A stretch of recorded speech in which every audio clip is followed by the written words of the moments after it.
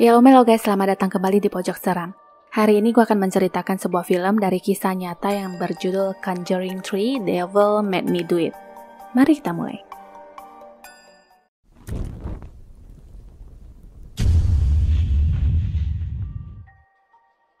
Sebuah rumah tampak berantakan seperti sudah terjadi sesuatu. Pada tanggal 18 Juli 1981, Ed dan Lauren Warren dipanggil untuk mendokumentasikan eksorsisme terhadap seorang anak laki-laki bernama David Glatzel yang berusia 8 tahun. Satu orang lagi yang akan terlibat dalam eksorsisme yaitu Pastor Gordon. Arnie, seorang pria yang adalah pacar dari kakak David yang bernama Debbie, menghiburnya untuk apa yang sudah terjadi sebelumnya. Bahwa David adalah seorang anak yang pemberani. Pemberani bukanlah tidak pernah merasa takut. Mereka takut tapi mampu untuk bertahan. Tak lama setelah itu, Pastor Gordon pun tiba. Arnie turun untuk menyambut Pastor dan David yang sedang sendirian di kamar segera masuk ke toilet setelah mendengar suara gedoran pintu yang sangat kuat. Pintu toilet pun digedor dan tampak ada seseorang yang berusaha untuk membuka pintu. David pun bersembunyi di bathtub dengan menutup tirai. Gedoran itu pun terhenti, tapi di atas besi penyangga tirai itu seperti ada sebuah tangan. Keran air memutar dengan sendirinya dan air darah segera mengucur membasahi David. Anak itu pun berteriak yang mengundang perhatian keluarganya. Ayahnya mendobrak pintu kamar mandi dan menemukan David yang duduk di samping lemari. Tiba-tiba dia menyerang dan menikam kaki ayahnya. Ed langsung menahan David dan meminta pastor untuk melakukan ritual pengusiran setan sekarang juga.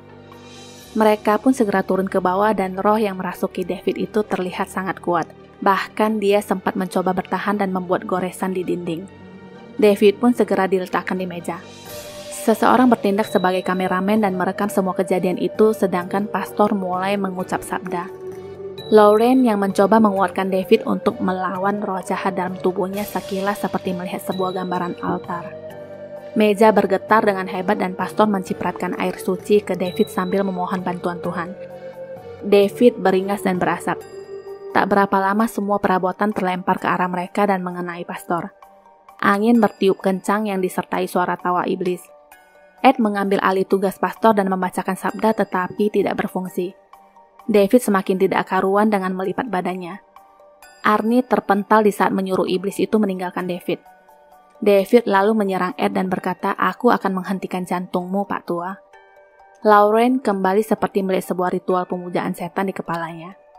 Arnie lalu menarik David dan mengatakan tinggalkan dia dan ambil aku. Sedangkan Ed masih mencoba bertahan dengan rasa yang tidak nyaman dengan jantungnya. Dari saling tatap mata antara David dan Arnie, iblis itu sepertinya sudah pindah ke tubuh Arnie dan situasi kembali normal.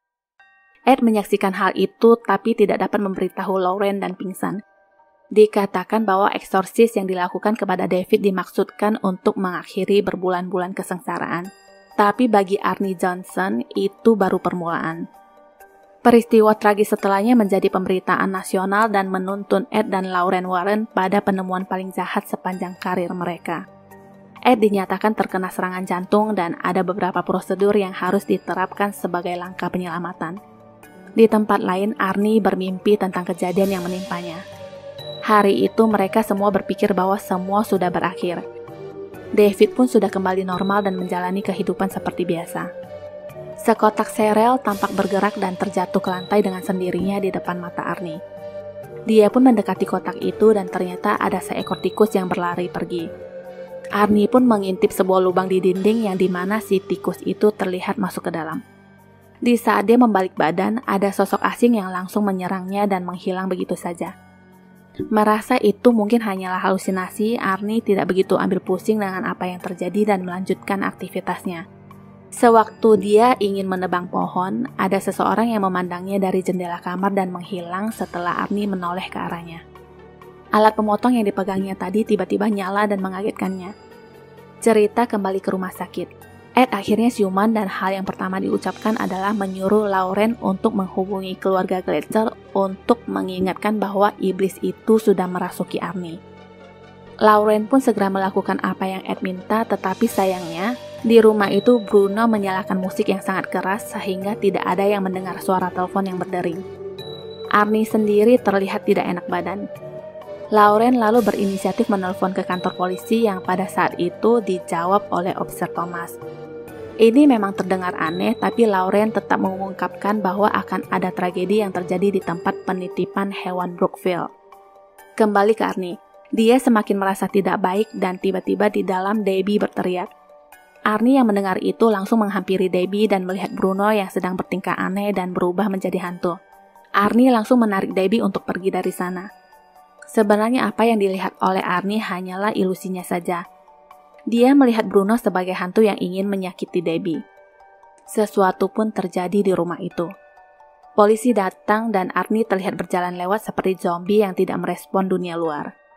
Ketika polisi memanggilnya, barulah dia tersadar dan berkata sepertinya dia sudah menyakiti seseorang. Sebuah berita langsung disiarkan bahwa ditemukan satu korban dengan beberapa tusukan yang bernama Bruno Sauls, seorang manajer dari tempat penitipan hewan. Korban dilaporkan ditikam sebanyak 22 kali yang juga sekaligus menjadi kasus pembunuhan pertama dalam 190 tahun sejarah kota tersebut. Arnie pun ditahan setelahnya. Ed dan Lauren mengunjunginya di sel dan menyuruhnya membaca Alkitab untuk memprovokasi iblis yang merasukinya. Di luar dugaan, Arnie membaca dengan lancar tanpa hambatan yang artinya dia tidak kerasukan sekarang. Secara hukum, Arnie sudah pasti dinyatakan bersalah, tapi Lauren berkata akan mencoba membantunya. Ed dan Lauren pun menemui pengacara Arnie untuk membahas kasusnya. Maksud Ed jelas bahwa dia ingin membantu apa yang bisa dia bantu karena dia tahu persis apa yang terjadi, tapi hal itu berbanding terbalik dengan sikap pengacara yang skeptis tentang cerita seputar perdukunan dan mengatakan dia tidak akan mengatakan hal yang tidak logis dengan dewan juri walaupun Ed dan Lauren bersedia menjadi saksi. Ed lalu membuat kesepakatan dan mengundang pengacara ke rumah untuk sekedar makan malam bersama, juga memperlihatkan bukti bahwa keberadaan iblis itu nyata adanya. Singkat cerita, tanggal 19 September 1981 di Pengadilan Tinggi Danbury, berkas kasus dibacakan kembali dan pengacara maju dengan pembelaan yang mengatakan kliennya mengaku tidak bersalah dengan alasan kerasukan setan. Hal itu sudah pasti terdengar konyol dan Arnie tetap terancam hukuman mati kecuali Lauren dan Ed bisa memberikan bukti-bukti konkret terkait masalah tersebut. Lauren pun mengatakan kepada Ed bahwa mereka harus menyelidiki kembali dari awal. Ed lalu memutar kembali rekaman wawancaranya terhadap seseorang dari keluarga Glatzel yang menceritakan awal mula kepindahan mereka ke rumah itu tepatnya 5 bulan sebelumnya. David yang masuk ke sebuah ruangan dan berbaring di sebuah ranjang tampak kaget di mana dia merasa ada sesuatu di kasur airnya. Sekilas memang ada wajah yang tercetak tadi. Masih dalam keanehan, ada sebuah tangan yang mencoba menariknya ke dalam. Itulah pertama kalinya pertemuan David dengan iblis. Untungnya ibunya segera datang, tapi sayangnya orang rumah tidak percaya apa yang David katakan. Nah, pada saat kehadiran Lauren dan Ed di rumah itu, dia menanyakan letak persis ranjang air tersebut dulu. Debbie menunjukkan letaknya yang tepat di bawah karpet yang sengaja ditutup karena kayunya rusak saat matrasnya pecah. Setelah melihat lantai itu, Ed berkata ini tidak disebabkan oleh air. Mereka pun memeriksa sebuah terowongan di luar rumah untuk tahu apa yang terjadi dan apa yang ada tepat di bawah lantai yang rusak itu. Lauren merangkak masuk. Semakin masuk semakin banyak tikus dan ada sebuah bungkusan misterius di antara para tikus. Lauren pun membukanya dan itu lebih terlihat seperti kerangka kepala hewan. Tiba-tiba Lauren seakan melihat gambaran David yang sedang kerasukan dulu. Dia lalu mengambil beberapa foto dengan kamera yang dibawanya. Ternyata itu adalah totem penyihir yang biasa digunakan oleh para pemuja setan dalam ritual mereka. Dugaan sementara kenapa David bisa dirasuki itu adalah karena dia dikutuk. Pada malam pengusiran setan, kutukan diturunkan dari David ke Arnie. Ed menyebarkan foto-foto itu kepada Debbie dan Drew untuk mencoba mencari tahu tentang totem tersebut. Pastor mengatakan ada seseorang yang bisa ditanyai tentang detail totem tersebut, yaitu seorang pensiunan pastor yang bernama Kastner. Ed dan Lauren pun segera menemui Pastor Kastner dan bertanya tentang totem tersebut. Pastor berkata dia belum pernah melihat yang serupa seperti ini, tapi jelas yang satu ini sangat mutakhir dan merupakan karya yang sangat menjijikan. Pertanyaan Ed sekarang, kenapa keluarga itu diincar bahkan seorang anak kecil? Pastor menjawab sesuatu yang tidak relevan. Alasan bertentangan dengan semua yang diyakini oleh pemuja setan. Satu-satunya tujuan adalah kekacauan dan keputusasaan adalah makanan mereka. Lauren berkata seseorang pasti harus meletakkan tepat di bawah rumah dan bagaimana mereka melakukannya. Mereka pun diajak pastor ke sebuah tempat di rumah itu. Belum masuk saja, Lauren merasa tidak nyaman dan menolak untuk ke sana. Pastor berkata di sanalah alasan mereka datang. Di tempat itu banyak sekali barang-barang terkutuk yang dikumpulkan pastor sewaktu mempelajari tentang murid-murid domba. Pastor berkata apa yang mereka cari mungkin ada di barang-barang ini ataupun tidak sama sekali. Tentang para pemuja setan, mereka menyembah setan dan iblis-iblisnya dengan mengorbankan darah. Mereka mengotori tanah suci dengan ritual dosa mereka juga melakukan penistaan. Tindakan-tindakan itu memberi mereka kekuatan. Seorang pemuja setan ahli bukanlah musuh yang bisa dianggap enteng. Pastor bertanya apakah anak laki-laki yang akan kalian selamatkan itu jauh lebih berharga dari apa yang kalian miliki, karena itulah ganti ruginya. Di tempat lain tampak ada seorang penyihir sedang melakukan ritual.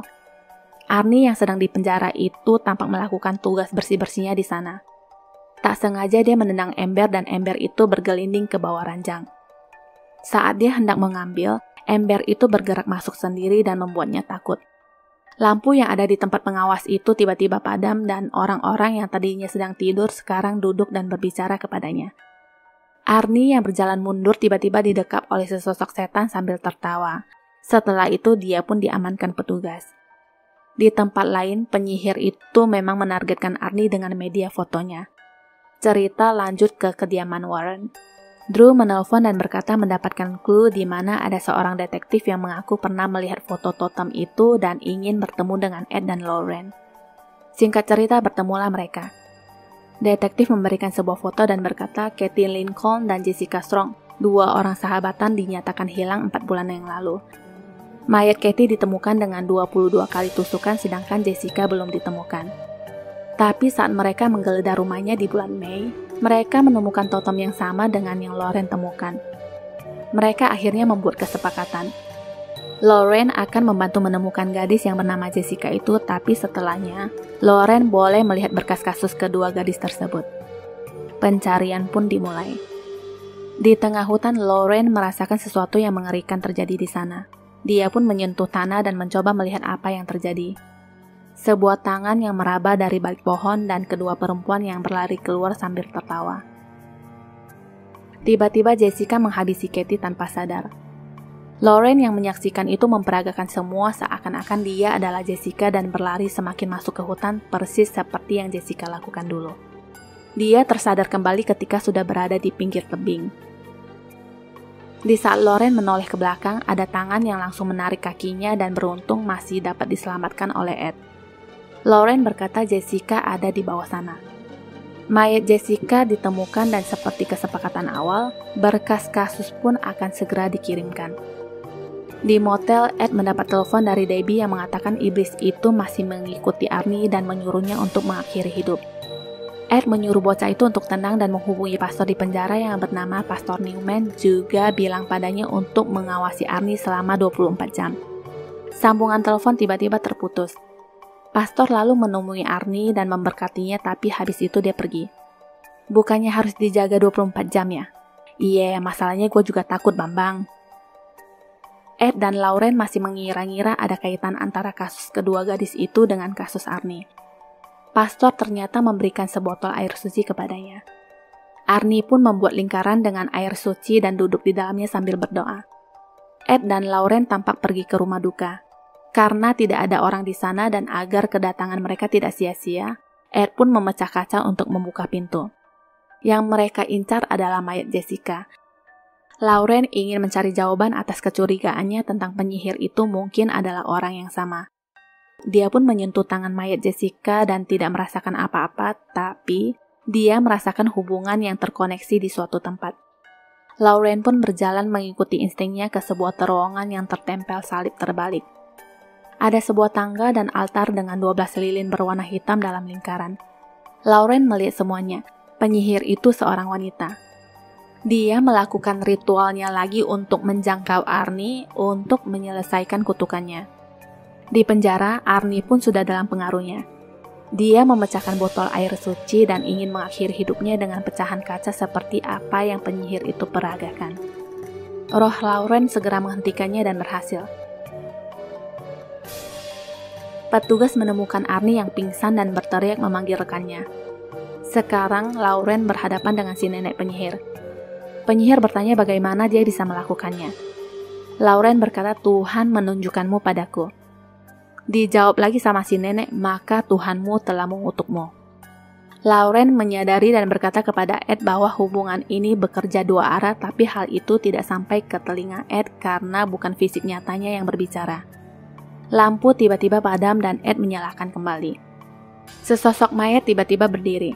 Ed menyuruh Lauren untuk segera kembali dan memutuskan hubungan itu dengan melepas pegangan tangan mayat tersebut.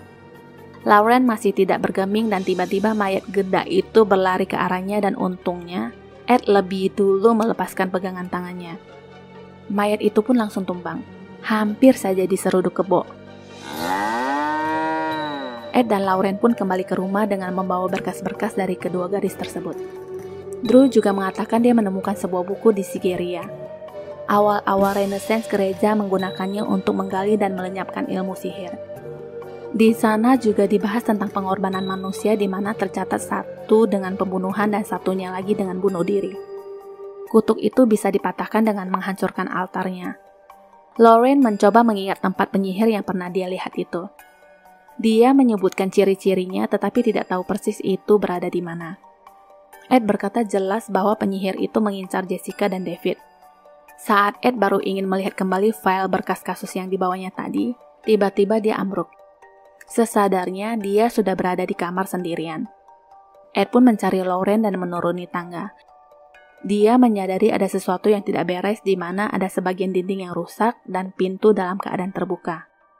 Rosario yang sering dipakai Lauren pun tercecer di lantai. Di belakangnya, sang penyihir pun segera berdiri dan berkata, kalian telah mengumpulkan koleksi yang cukup banyak. Kalian sudah semakin dekat. Jangan menyerah, lalu menghilang. Setelah itu ada sebuah suara langkah kaki yang ternyata si mayat gendut yang kemarin. Datang-datang langsung nyerang. Ed menunjukkan Rosario yang dipegangnya dan membacakan ayat-ayat sabda untuk melawan si mayat geda itu. Di saat dia ingin menghujamkan pisau, dia ditahan oleh Drew yang ternyata yang tadi itu hanyalah halusinasinya saja. Ed lalu mencoba mencari penyihir itu dan berteriak, dia di sini tadi. Lauren menyadari satu vas bunga hitam yang terletak di meja.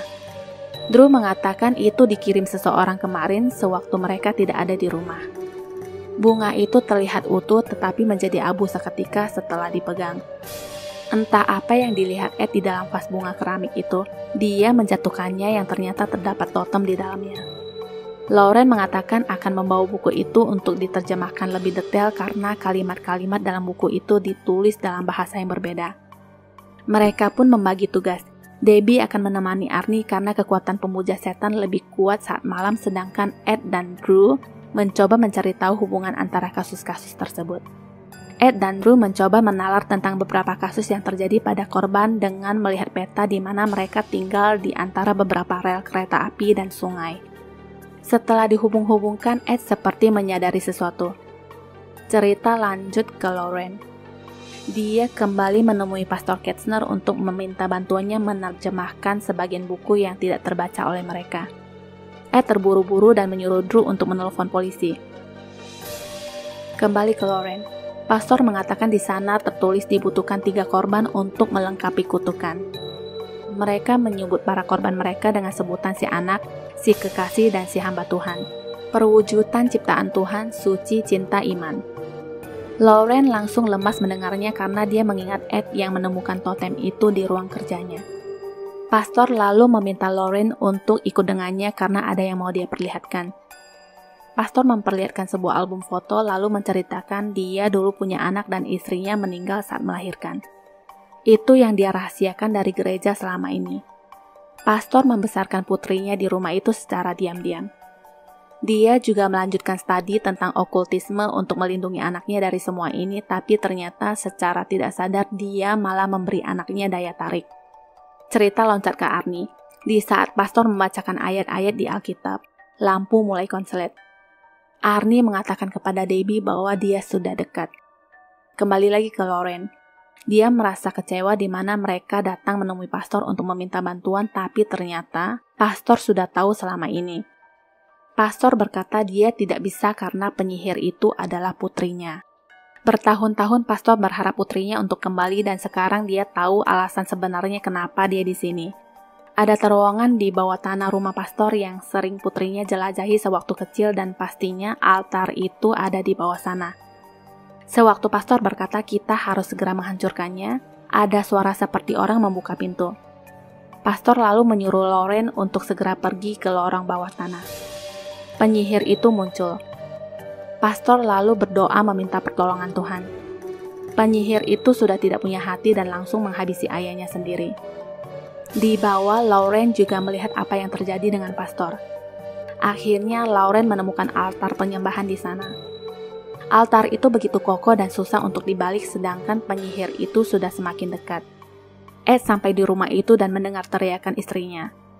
Sementara Ed sedang mencoba membuka pintu besi yang digembok, di dalam Lauren masuk ke dalam permainan sang penyihir yang membuatnya melihat dirinya yang lain seperti sedang bercermin. Akhirnya dia tertangkap juga oleh penyihir dan ingin menusuknya. Lauren pun menghantamnya dengan batu lalu kabur. Ed berhasil masuk ke dalam terowongan, tapi sayang dia bertemu dulu dengan penyihir dan meniupkan sesuatu ke matanya. Penyihir itu lalu berjalan ke altar dan ingin menuntaskan ritual. Ed menjadi tidak terkontrol dan melayangkan kapaknya kemana-mana. Di rumah sakit, Arnie pun mulai meronta. Pastor membacakan ayat-ayat tapi nggak mempan. Arnie semakin beringas dan situasi di ruangan itu semakin mencekam di mana lampu-lampu penerangan pada pecah semua. Pastor membacakan doa Bapa Kami, sedangkan Ed juga mengincar Lauren yang di matanya sudah pasti entah setan mana yang dia lihat. Lauren berteriak pada Ed untuk memikirkannya. Kembali ke Arnie. Borgol tangannya kini terlepas dan badannya bergerak dengan gaya berantakan. Pastor terus melakukan pengusiran sedangkan Debbie hanya sebagai tim hore yang bersorak. Tubuh Arnie terangkat dan di saat dia ingin mengarahkan pecahan kaca ke lehernya, kali ini Debbie sedikit berguna dengan menahan tangannya. Di terowongan, Ed masih menggila. Lauren mencoba mengirim pesan lewat batin dan terus mengingatkan Ed akan cinta mereka yang kuat. Dalam otaknya, Ed mengingat awal masa-masa pertemuannya dengan Lauren dan bagaimana dia jatuh cinta kepada Lauren. Ed lalu melayangkan kapaknya tepat membelah altar itu. Arnie langsung terjatuh dan sadar. Penyihir itu lalu datang menemui Ed dan Lauren sambil mengacungkan pisau. Ed berkata, kutukanmu sudah hancur. Tangan penyihir itu tiba-tiba seperti terpelintir, begitu juga dengan badannya. Penyihir telah menjanjikan jiwa kepada iblis dan dia tidak akan pulang ke neraka tanpa sebuah jiwa. Akhirnya, jiwanya lah yang diambil oleh iblis piaraannya sendiri. Polisi tiba saat semuanya sudah berakhir. Arnie kembali disidang. Hasilnya, tanggal 24 November 1981, Arnie Johnson divonis bersalah atas tuduhan pembunuhan dan dihukum 5 tahun penjara. Dia menikahi Debbie di dalam penjara dan masih menjadi pasangan suami istri sampai hari ini. Tamat. Nah, di akhir cerita ini ada rekaman asli pada saat mereka melakukan pengusiran kalau mau dengerin.